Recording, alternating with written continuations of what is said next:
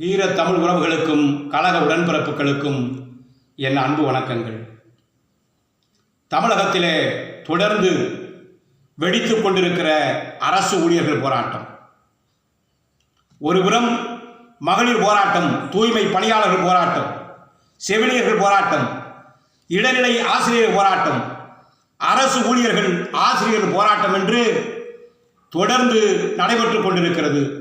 இதை மடைமாற்றம் செய்வதற்காக, இந்த பிரச்சனையை மாற்றுவதற்காக, திசை மாற்றுவதற்காக திராவிட மாடல் ஆட்சியாளர்கள் மகளிர் மாநாடு என்று நடத்தி ஒரு பிம்பத்தை கட்டமைப்ப நினைத்துக் கொண்டிருக்கிறார்கள். விடியாத ஆட்சியாளர்களே, எதற்காக இத்துணை தேர்தல் வாக்குறுதிகளை நீங்கள் அறிவித்தீர்கள்?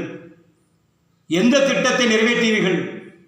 ஆட்சியாளர்களை கேட்டு இன்றைக்கு கொடிபிடித்து நிற்கின்றார்களே, அரசு ஊழியர்கள் ஆசிரியர்களை அடித்து துவம்சம் செய்து கட்டாயப்படுத்தி இழுத்து அவர்களை கைது செய்கின்ற, அட்டகாசம் செய்கின்ற இந்த ஆட்சியாளர்களை நினைக்கின்ற பொழுது நெஞ்சம் குமுறுகிறது. ஏன் இந்த நிலை? எதற்காக நீங்கள் பொய் வாக்குறுதி அளித்தீர்கள்? அரசு ஊழியர் ஆசிரியர்களுக்கு உங்களுடைய பதில் என்ன? மூத்த IAS அதிகாரி சுகம்தீப் சிங் பேடி அவருடைய குழுவை வைத்து அறிக்கையை தாக்கல் செய்ய சொல்லி காலம் தாழ்த்துவதற்கா? விரைவிலே தேர்தல் வருகிறது, மழுங்கடித்து விடுவீர்கள் என்று தெரியும்.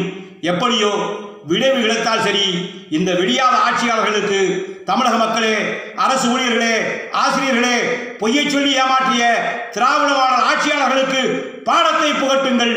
அனைவருக்கும் நன்றி, வணக்கம்.